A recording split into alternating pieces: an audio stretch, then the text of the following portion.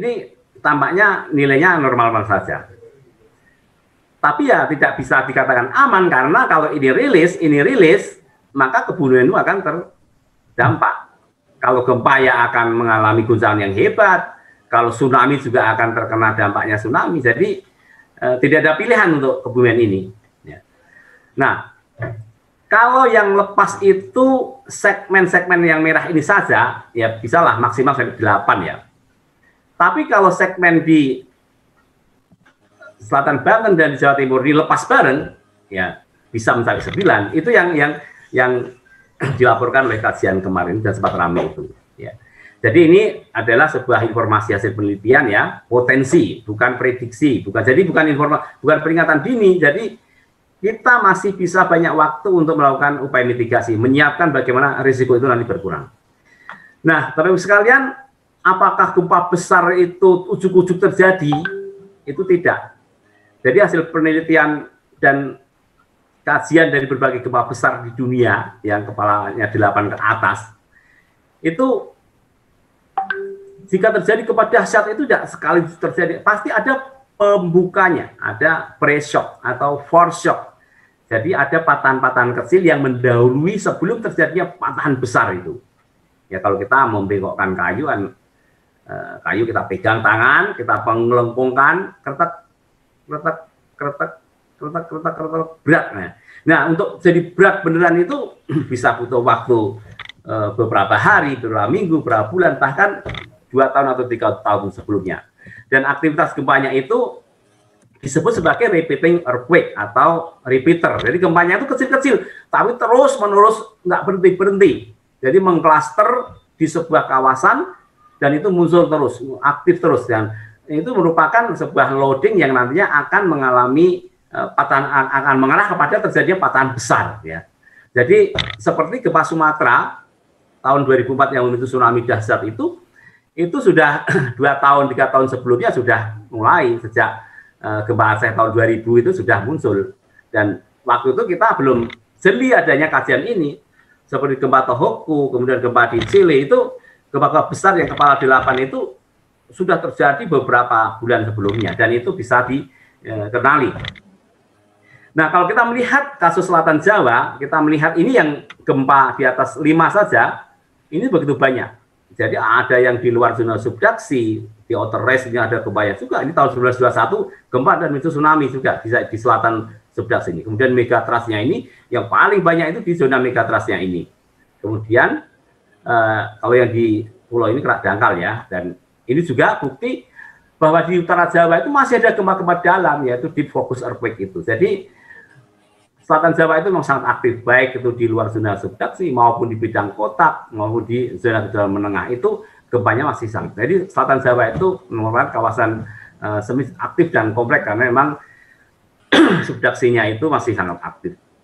Nah, baik, kalau ini kita berandai-andai ya, karena kalau kita ingin membuat upaya mitigasi lebih semangat itu kita membuat skenario terburuk ya. Jadi kalau buat skenario ya terburuk supaya kita ambil pahitnya dulu supaya nanti kalau muncul nggak pahit ya bisa kita lebih menguasai ya. Tapi kalau kita ngambil yang enak-enak nanti muncul yang besar itu yang keluar dari planning kita sehingga bisa terjadi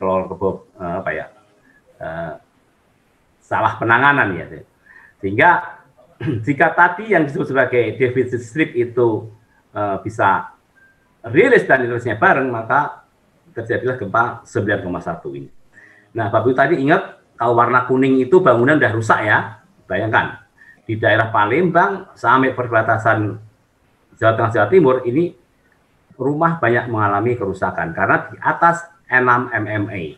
Kalau yang coklat ini bisa sampai 8, bisa 9 MMA. Tapi yang kuning ini batas merusak dan tidak itu di warna kuning. Kalau udah kuning menuju coklat itu kerusakannya sudah lebih parah. Jadi spektrumnya luas. Nah, kalau terjadi tsunami, maka wilayah dari Bengkulu sampai selatan Banyuwangi ini terjadi tsunami dengan status awas. Artinya apa? Tingginya di atas 3 meter. Ya. Ini yang skenario model yang kita bangkitkan jika yang disebut kemungkinan akan adanya rupture bareng itu seperti ini, maka dari Bengkulu sampai Jawa Timur itu bisa mengalami tsunami dengan status awas. Nah, jika bagian timur yang runtuh, ya first break-nya di sini, patahnya di sini, maka kita melihat di sini dari Bima sampai ke perbatasan Jawa Barat juga akan mengalami warna kuning, terdampak kerusakan. Dan tsunami juga bisa terjadi di Selat Sunda sampai ke Sumba itu dengan ancaman status awas, artinya di atas 3 meter. 3 meter bisa 10 meter, bisa 11 meter, dan lebih dari itu.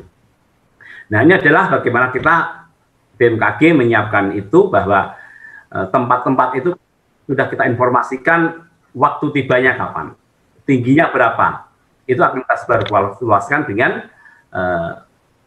sistem yang diseminasi kita. Nah, jika di luar skenario tadi, tapi epicenternya itu ada di selatan Banyumas, di selatan Kebumen, nah berarti ini hanya segmen Jawa Tengah saja, maka 8,7. Kalau ini terjadi, maka seluruh wilayah Jawa Tengah itu bisa berdampak mengalami kerusakan bangunan sampai di perbatasan Jawa Barat dan perbatasan Jawa.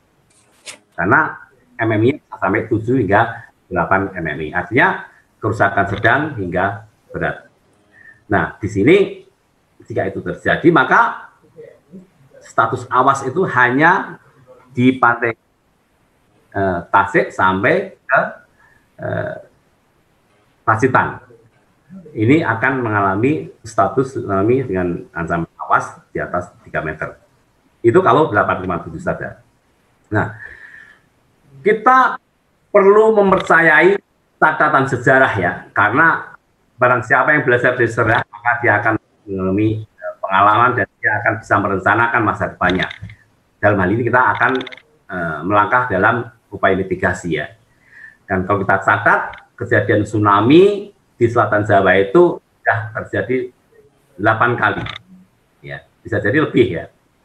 Yang tersimpan di dalam tsunami yang diteliti Pak Eko itu tidak masuk di sini. Karena ada 3 tsunami besar yang ditemukan pada masa prasejarah. Ya, tadi Pak Mahrupin sudah cerita juga, itu tsunami besar di masa lalu yang tidak tercatat di sini. Jadi tsunami 18 ini tingginya 3,5 meter, 1840, 1859 ini menewaskan beberapa klasik kapal Motolina di Pacitan. Kemudian tsunami Kebumen tahun 1904, tsunami Selatan Jawa 1921. Ini sudah ada catatan tsunami-nya, jadi tahun 1921 itu pelabuhan Cilacap itu sudah ada peralatan pengukur pasang tide gauge, sehingga tsunami-nya bisa tercatat seperti ini. Kemudian tsunami Pangandaran 1957, kemudian yang tsunami terbaru 1994, tsunami Banyuwangi, 250 orang meninggal, 15 hilang. Tsunami Pangandaran 2006, ini 668 orang meninggal dunia. Jadi fakta bahwa Selatan Jawa itu rawan tsunami itu benar, karena memang ada catatannya, bahkan marigramnya pun ada. Dan kalau kita lihat dari berbagai katalog yang saya tulis di sini, maka kita benar-benar paham bahwa Selatan Jawa itu bukan daerah yang aman. Jadi kita perlu banyak upaya di dalam menyiapkan ini, baik itu ancaman gempa maupun tsunami-nya. Sehingga BMKG pelaku lembaga yang bertanggung jawab terhadap info gempa dan peringatan tsunami, kita sudah membangun sistem peringatan tsunami dan memonitor gempa, memproses sehingga kita bisa mengetahui parameter gempanya. Kemudian jika terjadi tsunami kita harus buat model ancamannya seperti apa, tingginya berapa, datangnya kapan, kita sebarkan kepada masyarakat dengan media diseminasi sistem ini. Jadi ini adalah perangkat BMKG di dalam upaya menyebarkan luas informasi dan warning kita. Ada SMS, DVB, WRS, ya, info BMKG ini mobile, Android, Serine, WhatsApp, sosial media, televisi dengan stop ya, dan radio, semua kita kerahkan agar kita bisa segera memberitahu masyarakat jika terjadi gempa berpotensi tsunami. Kita juga memasang alat ini alatnya real time ya, ini alat terbaru, warning receiver system Newgen ini dalam waktu 3 menit kita sudah tahu lokasi gempanya berapa, di mana kekuatannya berapa, itu apa yang dikerjakan di BMKG saat itu keluar langsung bisa dinikmati informasinya oleh masyarakat. Ini sebuah kemajuan signifikan dan kita masang 95 alat di Jawa seperti ini. Sirine kita di Jawa sudah memasang 13, namun tampaknya di Kebumen belum kita pasang, tetapi saya mendapat informasi dari Kepala BMKG Banjarnegara sudah ada sirine. Harapan kita sirine itu tetap sehat dan bisa diintegrasikan dengan sistem kami di BMKG, sehingga jika warning dikeluarkan maka bisa menjadi alat respon yang cepat sehingga masyarakat bisa segera tahu dan bisa segera melakukan proses evakuasi. Karena pemberitahuan, Pak Mahfud masih ada waktu, Pak? Ya, 5 menit lagi ya, Pak. Ya.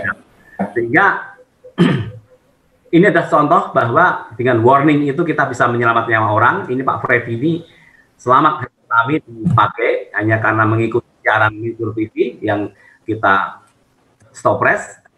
Dan alhamdulillah di Selatan Jawa sudah ada 6 poin yang terintegrasi dengan BMKG sehingga kita bisa tahu lebih cepat terkait dengan kejadian tsunami atau enggak.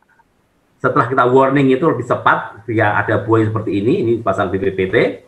Kemudian tide gate kita di Jawa juga ada 26, kita bisa melihat jika terjadi tsunami dari timur yang barat, sebagai antisipasi kita sudah bisa, oh tingginya sekian sehingga kita harus begini begitu. Kalau tsunami dari barat, yang bagian timur juga kita sudah bisa mengantisipasi, oh tsunami sehingga kita harus begini di timur. Itu sebagai juga sebagai sarana warning, dan kita terus melakukan edukasi kepada masyarakat. Di Jawa ini kita sudah sering melakukan lapangan gempa di pantai selatan Jawa dengan BPBD, dan Kebumen juga pernah kita lakukan. Anak sekolah juga tak luput dari sosialisasi kita bagaimana cara menghadapi gempa dan tsunami. Kemudian anak sekolah sudah bekali, karena apa? Karena dengan membangun generasi muda yang siaga bencana ini, maka beban kita di masa depan lebih mudah di dalam membangun upaya mitigasi. Dan kita akan pentingnya evakuasi mandiri dengan cara menjadikan guncangan gempa sebagai peringatan dini tanpa menunggu warning, karena akan mendapatkan golden time, waktu emas selama-lamanya. Tadi Bapak Bupati sudah menyampaikan ternyata di sana sudah banyak dibangun jalur evakuasi dan rampe evakuasi. Ini sebuah keberhasilan kemajuan yang patut diapresiasi, dan BMKG sudah menyiapkan banyak sekali peta rawan tsunami sehingga ini dapat menjadi acuan pembangunan di wilayah pesisir, ya. Kemudian pentingnya kita juga melakukan tata ruang yang aman tsunami, dan kita jangan membangun di tempat-tempat yang berwarna merah karena suatu saat dia akan dilanda tsunami, sehingga sebaiknya kita tinggal di tempat-tempat yang lebih ke daratan, ya. Dan menanam hutan pantai juga sesuatu yang penting karena tempat meredam tsunami, dan jika terpaksa harus bangun di pantai juga harus melihat bangunan susulan gempa dan juga ramah terhadap tsunami sepanjang ini. Demikian Bapak Ibu sekalian, atas perhatiannya disampaikan terima kasih. Selamat siang. Assalamualaikum warahmatullahi wabarakatuh.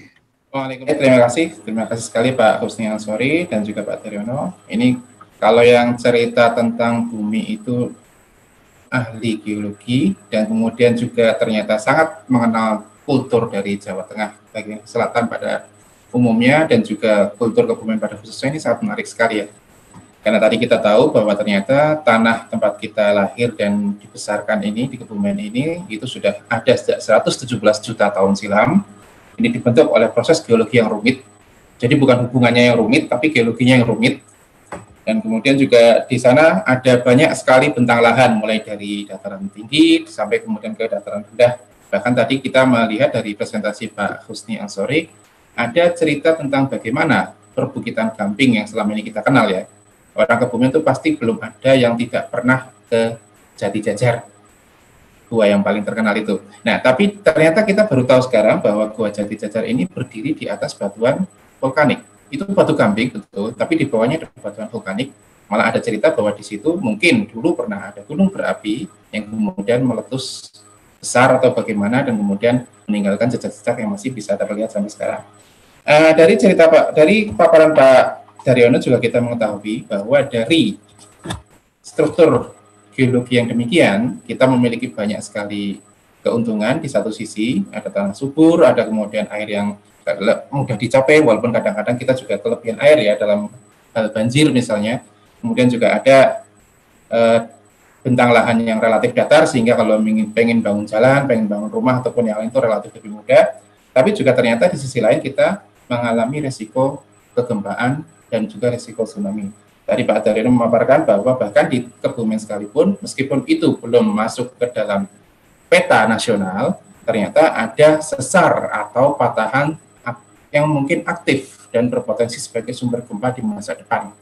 Dan kemudian di masa silam ternyata juga ada banyak sekali kejadian gempa yang terjadi baik itu di Kebumen sendiri maupun di sekeliling wilayah Kebumen. Saya mencatat tadi ada gempa Jibara, ada gempa 840 sampai kemudian yang mungkin paling mengesankan bagi saya pribadi adalah gempa tahun 1924. Ini Wonosobo. Wonosobo itu di tengah-tengah Pulau Jawa, dan kalau kita belajar geografi pada masa lalu, di bagian tengah Pulau Jawa itu kan boleh dikata ini daerahnya kita menganggapnya aman, tapi ternyata ada sumber gempanya juga, dan sumber gempa ini ternyata pada saat itu menyebabkan kerusakan yang luar biasa dan menewaskan ratusan orang. Dan tadi juga Pak Daryono banyak mengupas terkait dengan skenario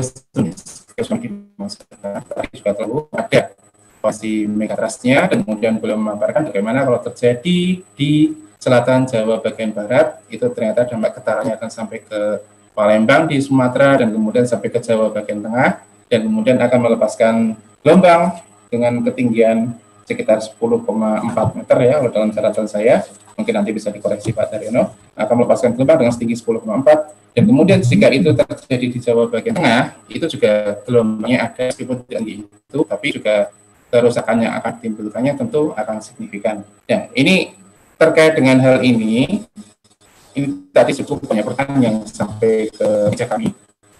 Ada mungkin sekitar 15 pertanyaan, saya mohon maaf nanti tidak bisa semuanya di-cover, nanti kita akan bacakan beberapa pertanyaan yang terpilih, dan kemudian juga nanti ada penanya yang kami perkenankan untuk langsung bertanya langsung kepada para narasumber. Tapi di sini sebelumnya perkenalkan kami menyampaikan titipan dari panitia bahwa terkait dengan materi dari kedua pembicara kita yang hebat-hebat ini, yang luar biasa ini memang akan dibagi, tapi dibagi di grup PA peserta yang sudah disusun, yang sudah disiapkan, dan informasi tentang cara masuk ke grup tersebut sudah dibagikan panitia melalui email. Kemudian yang kedua terkait dengan sertifikasi yang nanti ada hubungannya dengan absensi dulu. Absensi ini akan kami bagikan linknya pada saat sesi diskusi berlangsung. Jadi mohon untuk bersabar, kita berdiskusi dulu sambil nanti menanti linknya muncul. Karena proses sertifikasi ini, proses sertifikasi dengan menggunakan sertifikat ini akan berjalan secara paralel sampai seminggu ke depan. Jadi mohon nanti ketika linknya sudah kita kirim, silakan diisi dan mohon ditunggu sampai seminggu ke depan. Jika nanti dari sertifikat belum memberikan sertifikatnya, mohon dikontak kepada kami. Baik, kita lanjut saja, kita siap masuk ke sesi berikutnya, sesi diskusi Bapak-Bapak dan Ibu semua. Ini ada beberapa pertanyaan yang sudah terhimpun, saya bacakan saja mungkin mulai dari yang pertama dulu. Ini dari Mbak atau Ibu Nurul Kamariah, sepertinya beliau berada di Pulau Madura. Ini pertanyaannya sederhana sekali. Mengapa di bagian utara Pulau Jawa dan kemudian di Pulau Madura ini tidak rawan tsunami? Meskipun mungkin pertanyaan ini bagi Pak Daryono ini sudah tidak relevan itu ya. Baik, ini nanti pertanyaan untuk Pak Daryono. Terus kemudian yang kedua, ini juga pertanyaan untuk Pak Daryono dan kemudian Pak Husni dari Mbak Anissa Nur. Apabila misalnya terjadi gempa megatrust dan keterangan 9,0 dan suaranya Pak. Oke, saya ulang lagi. Baik Pak. Kami ulangi untuk pertanyaan dari Mbak Anissa Nur. Misalnya terjadi gempa dengan kekuatan 9,0 dan terjadi tsunami. Ini pertanyaannya, kira-kira seberapa tinggi airnya yang masuk ke daratan, dan di Kebumen, di pesisir Kebumen itu daerah mana yang kira-kira akan terdampak? Baik, dua pertanyaan itu dulu Pak Daryono dan Pak Husni, kami persilakan.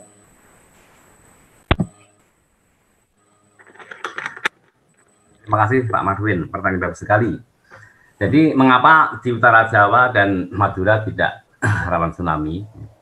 Kalau Madura bagian timur rawan karena di sana berdekatan dengan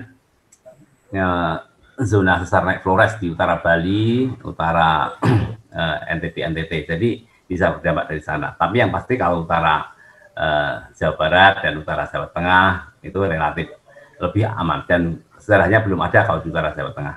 Itu karena memang di sana tidak ada sumber gempa potensial yang dapat menimbulkan gempa di dasar laut dan dapat mengganggu kolom air laut, sehingga memang tidak pernah ada tsunami di sana.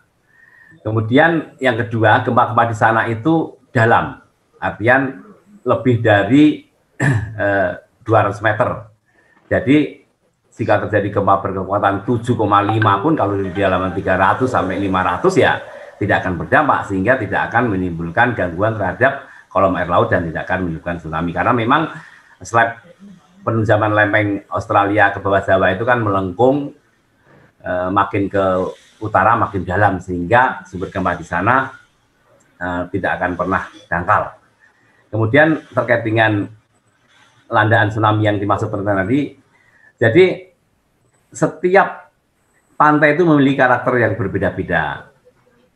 Karena apakah pantai itu terjal, apakah itu landai, kemudian tutupan lahannya seperti apa, kemudian morfologinya seperti apa, apakah ada pemukiman padat atau apakah itu ada vegetasi yang signifikan dan tebal, dan itu sangat berpengaruh, sehingga tidak bisa kita memperkirakan kalau kita tidak melakukan survei langsung ke lapangan. Karena memang untuk pemodelan tsunami skala detail itu wajib kita mendatangi, kemudian kita melihat koefisien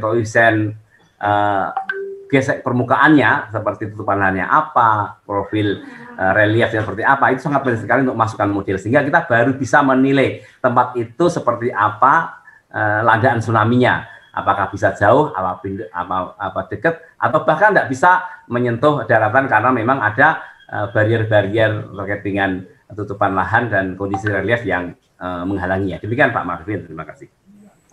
Baik, terima kasih Pak Husni Ansori. Pak Teno, mohon maaf. Baik, terima kasih sekali respon Bapak. Silakan ke Pak Husni Ansori, silakan pertanyaan yang tadi. Ya, saya kira tadi sudah dijawab oleh Pak Taryono. Tetapi kalau terkait Kebumen, memang yang kita coba lihat di bagian barat atau di bagian tenggara itu kan tinggi ya. Jadi tentu di daerah-daerah sekitar tinggian Karangbolong itu menjadi tempat yang saya kira relatif aman sekali. Tetapi kalau di sekitar Karangbolong sampai ke arah timur itu tentu menjadi kawasan-kawasan yang cukup berbahaya ya di tempat-tempat semacam itu. Cuma sejauh mana ke utaranya ya memang harus dimodel, dan model itu tadi tingkat kekasarannya dan lain sebagainya, kemudian tanamannya dan lain sebagainya gitu ya. Kalau tadi menyimak dari peta yang disampaikan Pak Bupati, sebenarnya sudah ada itu gambaran-gambaran itu ya. Tapi yang jelas Kebumen, sekitar sepertiga wilayah Kebumen itu adalah dataran, dan dataran itu panjangnya memang kalau ke arah utara ya cukup panjang, itu ada dengan perbedaan ketinggian. Kalau di Kebumen kan sekitar 50-an ya, nggak nyampe, malah di bawah itu, sekitar di bawah itu ya. Jadi tetapi sekali lagi itu perlu banyak faktor yang harus dimodelkan. Barangkali itu Pak Marvin. Baik, terima kasih Pak Taryono, Pak Husni Ansori. Terima kasih. Kami lanjutkan ke sesi berikutnya. Ini ada pertanyaan sangat baik. Dari dua penanya ini mungkin perlu bertanya secara langsung ya. Ini ada dari Pak Tani Ngudi Mulyo. Ini saya paham apakah di wilayah pertahanan atau di Kuring, saya mohon maaf.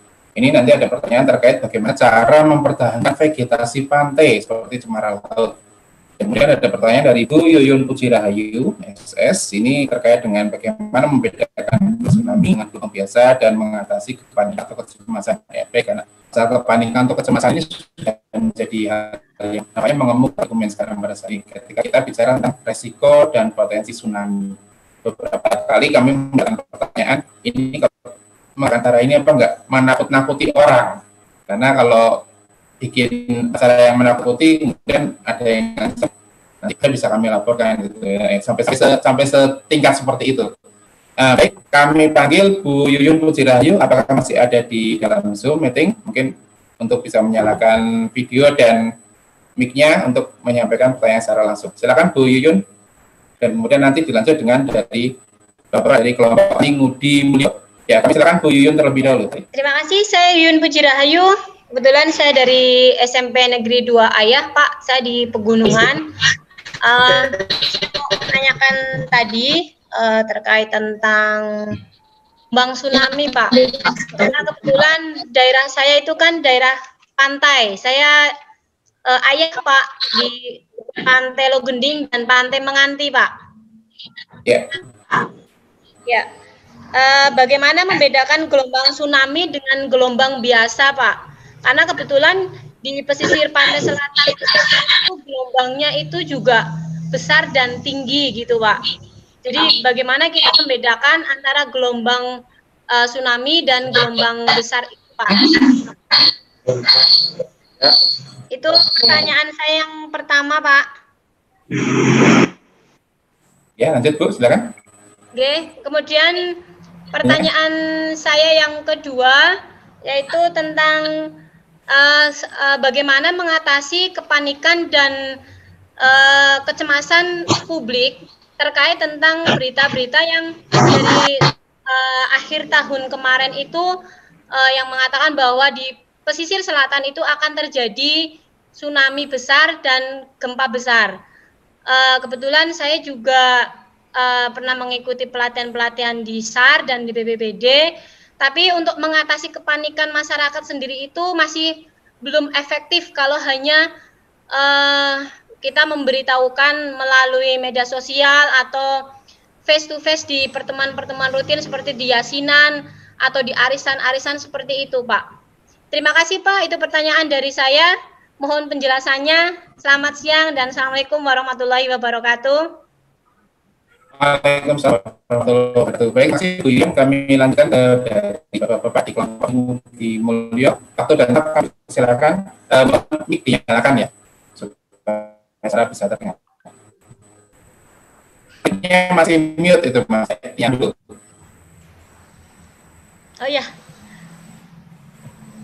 Enggak, ini dari Pak kelompok tani masih mute.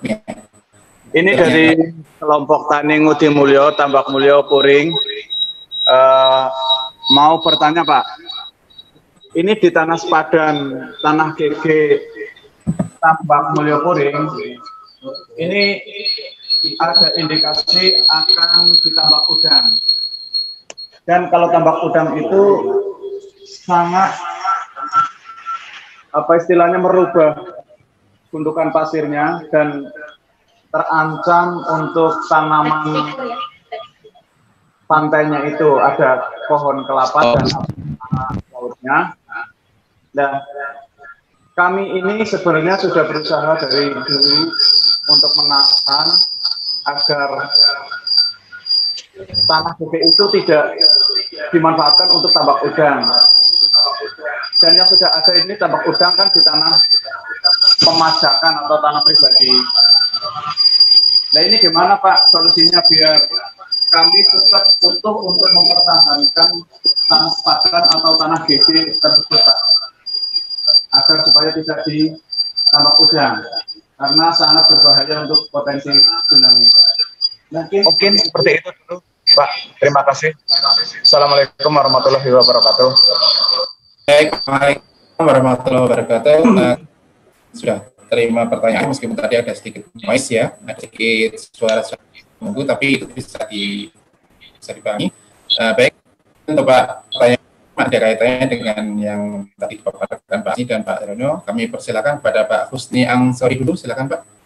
Nanti lanjut Pak Daryono. Pertanyaan tadi banyak ke Pak Daryono dulu deh. Pak Daryono aja dulu. Bisa nambahin. Oke, matur nuwun. Untuk membedakan gelombang tsunami atau bukan itu, kalau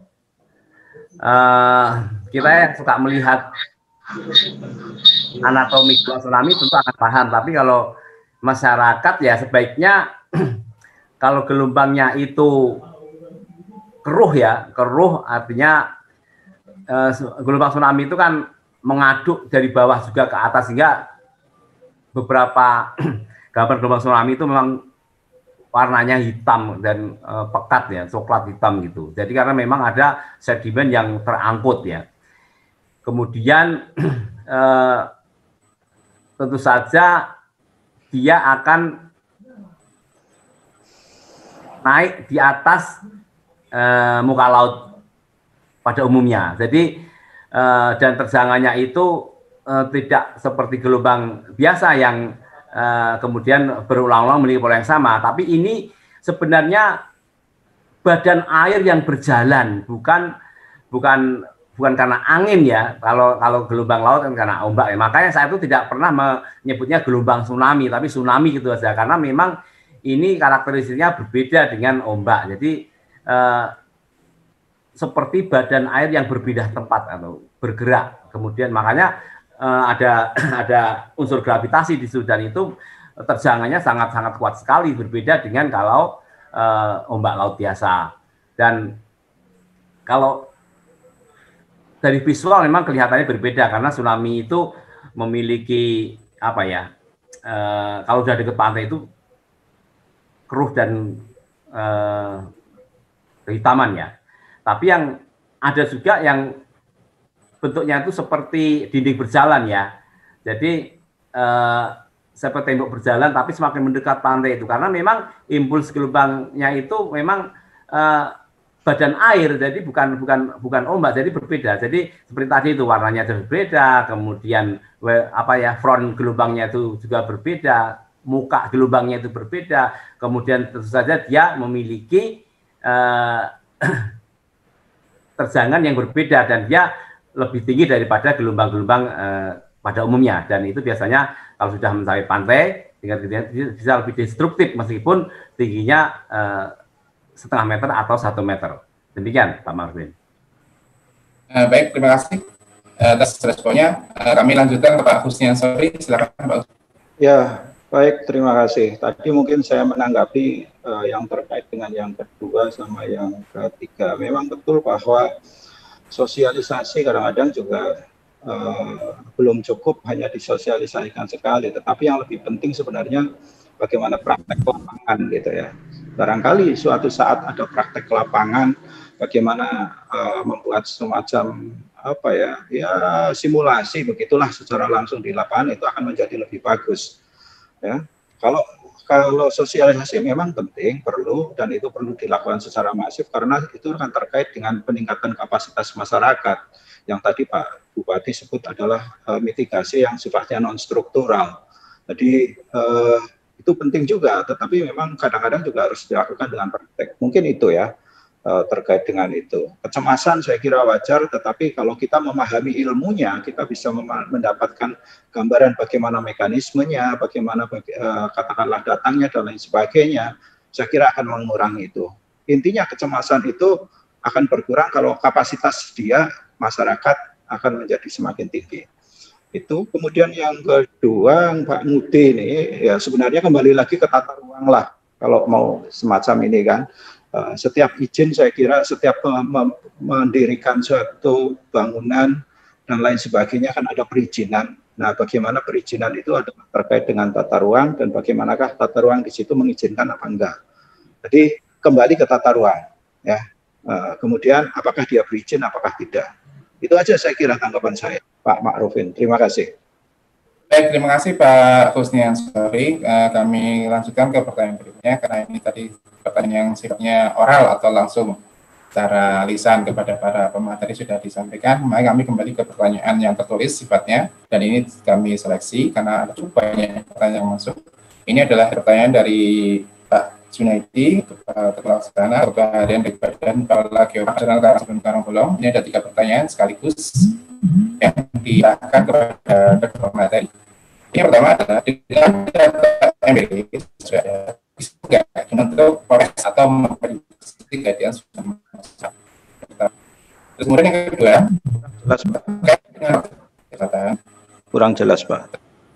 Ya baik Pak. Baik, kami ulangi lagi. Yang pertama, dengan data empiris yang sudah ada pada saat ini, apakah bisa digunakan untuk memprediksi kejadian tsunami masa depan? Yang kedua, mengingat potensi tsunami di pantai selatan, adakah kebijakan nasional yang berkaitan dengan pengaturan tata ruang sebagai upaya mitigasi. Jadi ini terkait dengan kebijakan. Dan kemudian yang terakhir, yang ketiga, ini mungkin spesifik untuk Pak Daryono, ini apakah tersedia informasi dalam bentuk early warning system yang sifatnya SMS yang sudah bisa menjangkau seluruh penduduk di Kebumen maupun yang sedang melintas di wilayah Kebumen. Jadi sedang melakukan perjalanan tapi sedang kebetulan melintas di wilayah Kebumen. Karena kita tahu bahwa di seberang pesisir pantai itu kan rencananya ada lintasan trace di jalan tol, kemudian sekarang juga sudah ada jalur selatan, jalur ekspres.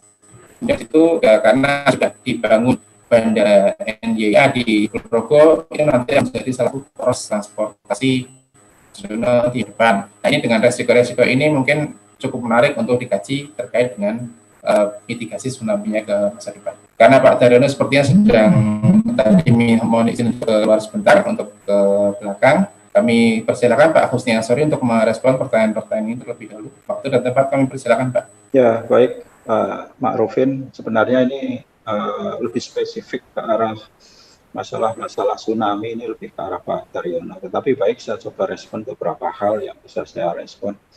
Yang pertama, Pak Junaid itu menanyakan terkait prediksi, ya, prediksi tsunami masa depan. Ya, sebenarnya prediksi itu tetap bisa dilakukan. Ya, kalau katakanlah data-data kan sebenarnya ada. Bahkan riset sekarang itu kan ada riset, ada beberapa peneliti di LIPI juga ada, kemudian di UGM juga mengembangkan pakai drone itu. Jadi bagaimana perkembangan terkait dengan kemungkinan gempa, kemudian juga kemungkinan tsunami semacam itu, ya, itu bisa menurut mereka itu ada beberapa, tapi masih dikembangkan, bisa sampai minggu ke depan atau berapa begitu, ya. Tetapi ada itu penelitian itu masih berkembang, masih berjalan, ya, untuk memprediksi kapan akan ada gempa. Nah, gempa itu nanti kan ujungnya besarnya berapa, apakah berpotensi terhadap tsunami ataukah tidak, kan semacam itu. Jadi masih riset Pak Jun untuk terkait ini. Ya. Tetapi yang dimungkinkan sebenarnya kan kalau kita tahu gempanya skala berapa, kemudian berapa lama akan ada tsunami, itu biasanya BMKG selalu mengupdate tentang hal-hal semacam itu. Jadi apakah gempa ini akan menghasilkan tsunami, apakah tidak, dan lain sebagainya. Ya. Tetapi itu kan setelah terjadi gempa. Nah, kalau belum terjadi gempa, itu risetnya itu masih berjalan untuk menjadi sesuatu yang nyata, tetapi nampaknya akan ada semacam itu. Kemudian yang kedua, kebijakan tentang kewilayahan secara nasional, ya, saya kira adalah mestinya itu terkait dengan itu. Mungkin Pak Daryono lebih paham sejauh mana kebijakan terkait hal-hal semacam itu. Kemudian EWS juga saya kira juga terkait dengan itu. Sementara itu barangkali Pak Ma'rufin tanggapan saya. Terima kasih, baik. Terima kasih Pak Gus yang sudah cukup menarik perkaranya, karena ini terkait tadi juga banyak pertanyaan yang berkelindan dengan Pak Daryono. Kami persilakan ke Pak Daryono untuk memberikan tanggapan. Silakan Pak Daryono.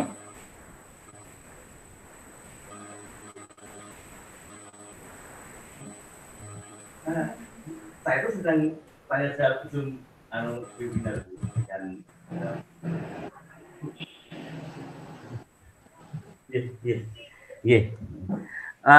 terima kasih. Tadi saya ibu kepala karena ada gempa besar di Sulawesi.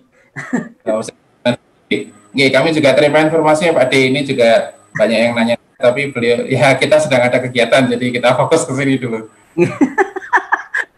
Gimana Pak Marufin? Masih ada yang bisa didiskusikan? Ini tadi Pak Jun, Kepala Harian Badan Pengelola Geopark Nasional Karangsembung Karangbolong, ini menanyakan 3 hal sekaligus. Saya bacakan kembali ya Pak ya.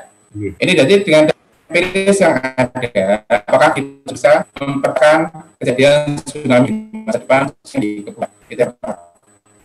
Dan kemudian sudah oleh Pak Husni terkait dengan potensi tsunami di pesisir selatan Jawa, kebijakan nasional terkait dengan pengaturan tata ruang sebagai mitigasi. Ini saya melengkapi sudah ada NIA di Kulonprogo, dan itu kemudian akan disusun pembangunan jalan tol dari Jogja ke Sap, yang itu nanti menjadikan dataran rendah di Kebumen salah satu lintasannya, ini harus ada pengelolaan yang hati-hati karena kita tahu tidak ada resiko tsunami-nya. Dan kemudian yang ketiga yang terakhir ini yang sifatnya adalah informatif.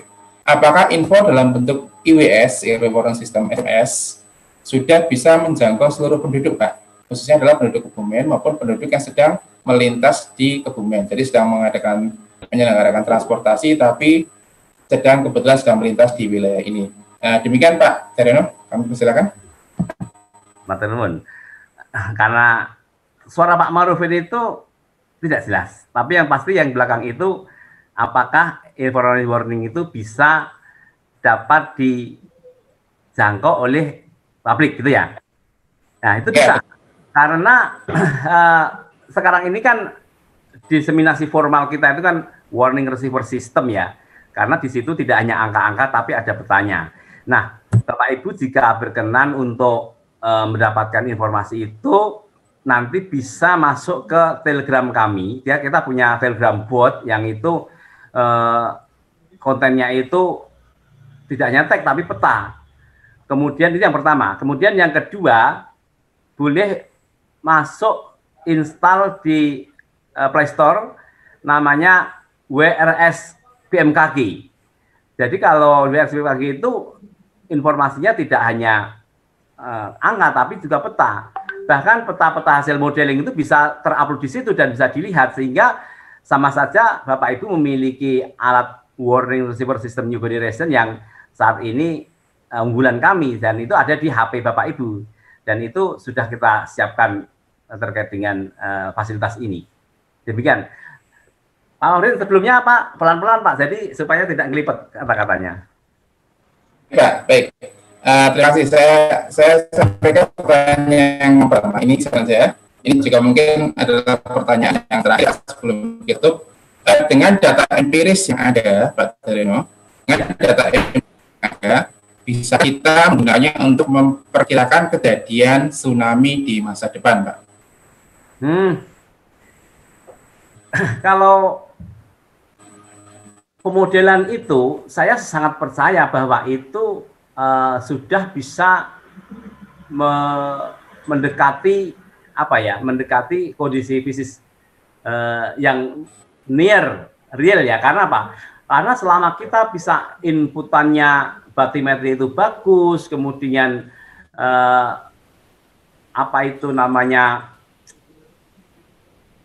zona sumber gempanya bisa dimodelkan dengan baik, dengan bisa memunculkan magnitudo tertarget dengan benar, slip itu apa?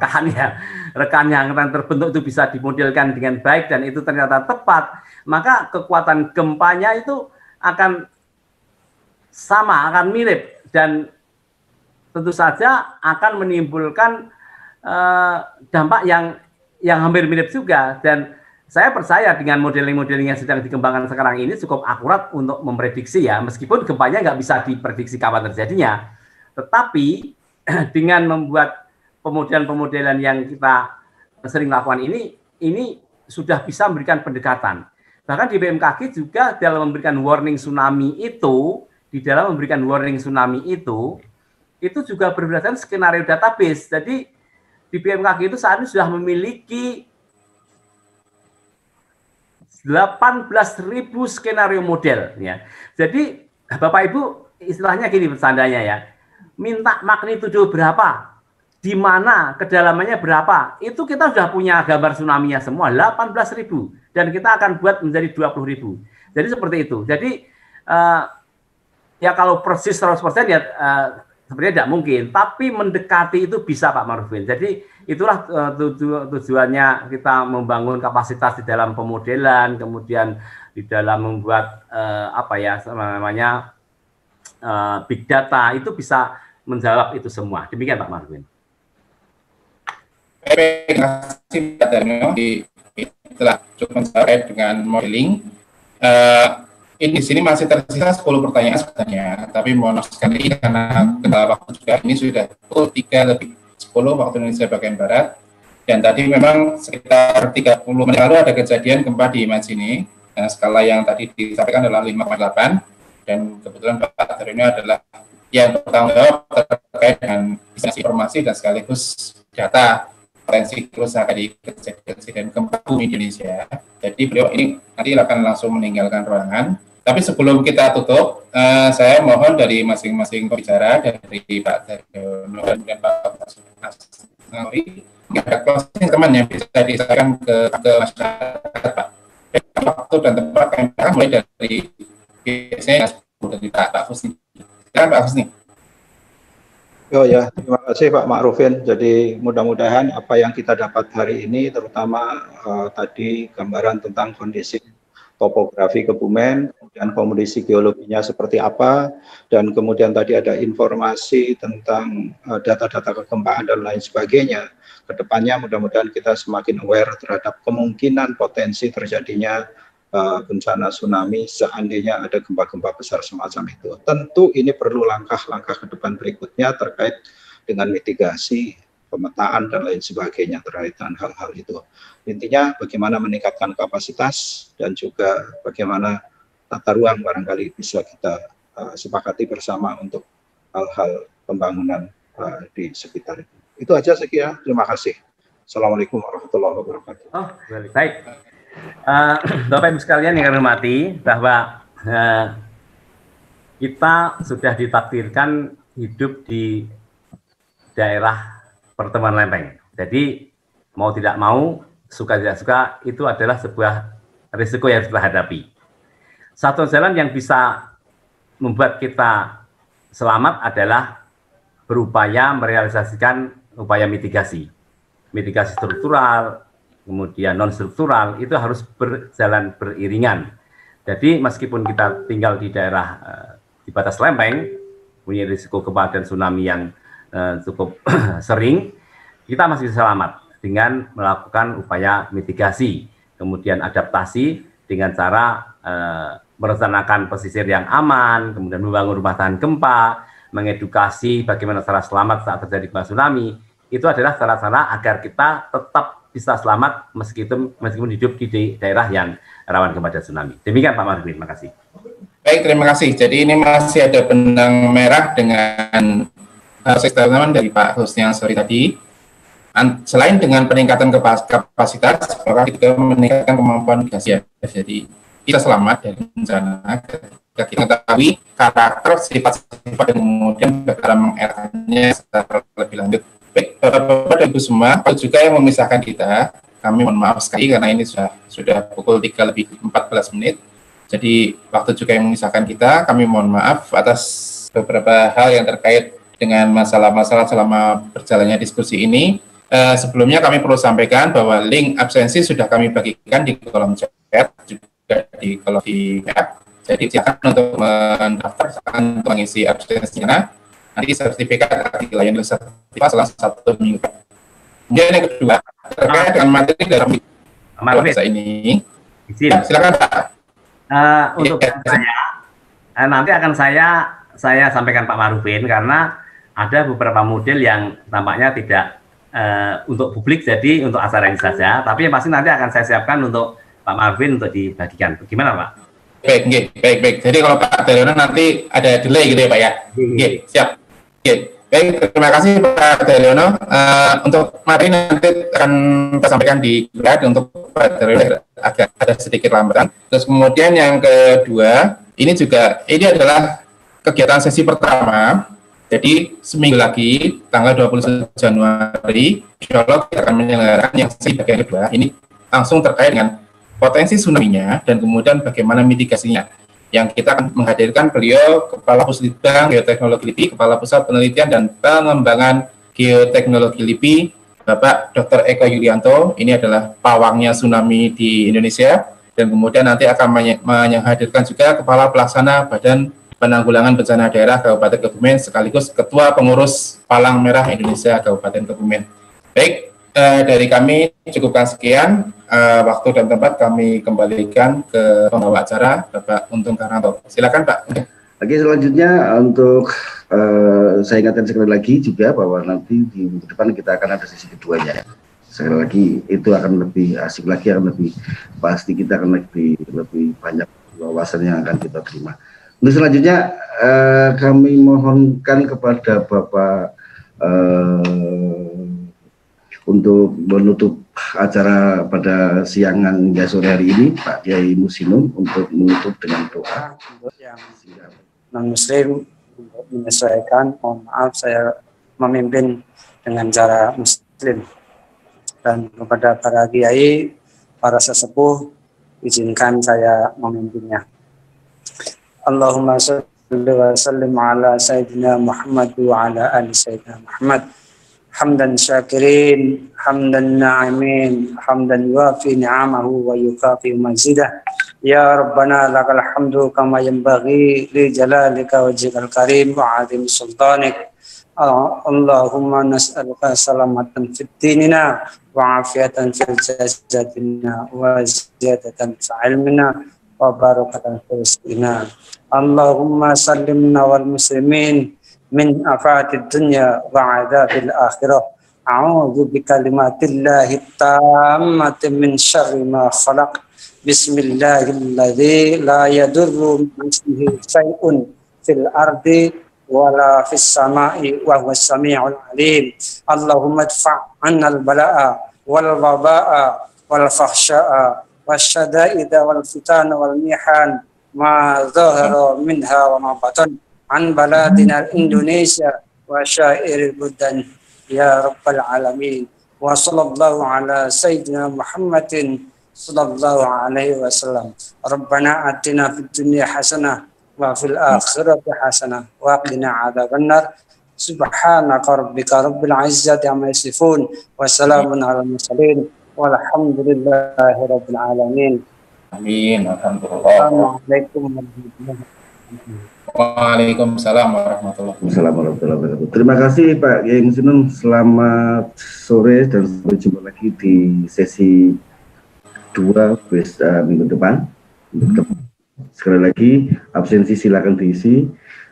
Kemudian juga untuk materi ada di grup WA. Selamat siang dan sekali lagi terima kasih Pak Daryono, Pak Husni yang sudah memberikan materi yang cukup asik ini, yang pasti menambah wawasan buat teman-teman walaupun banyak pertanyaan yang belum bisa dijawab. Saya pikir kita tutup bersama dengan alhamdulillah bersama-sama. Alhamdulillah. Ini belum foto ya Pak ya? Silakan foto kalau ingin. Ayo foto. Monggo, ini ya siap ya. Dinyalakan semua videonya. Itu Pak Pol PP mana? Ini belum. Semua siap. Oke. Siap. Ini salam geopar atau salam tangguh? Guys, salam tangguh aja. Maksudnya. Ini foto dia. Foto dia. Fotonya mana Mas?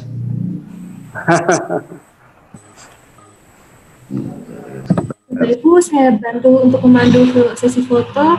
Iya, monggo, Mbak Mas Fira. Masih berkenan, kami tunggu. Ya, silakan. Ini slide pertama, Bapak Ibu ya. 1, 2, 3. Ya. Kemudian sebentar, selanjutnya. Saya nggak tahu selanjutnya apa yang mana nih. Ada beberapa slide. Kita nggak tahu kita di layar yang berapa ini. Iya. Ibu. Slide selanjutnya yang kedua, 1, 2, 3. Katakan ada 7 ya Bapak-bapak Ibu-ibu. Jadi ini mohon posenya dipasang agak lama. Siap apa kering giginya. Perlihatkan agak lama, ini ada 7 slide. Kemudian Masuk Ibu Sawati Purwaningsih ya. Matur nuwun sekali sudah hadir. Oke. mohon maaf mungkin sampai slide 3 karena selebihnya tidak membuka sehingga baik. Oke, terima kasih. Sampai jumpa lagi. Terima kasih Mbak Fira. Waduh, angel banget ya jenenge ngundangi. Terima kasih. Selamat sore semuanya. Sore Pak Daryono, insya Allah ditunggu di Kebumen. Wajib tuh. Terima kasih semuanya, Pak Daryono, Pak Rufin dan kawan-kawan semuanya. Assalamualaikum. Waalaikumsalam.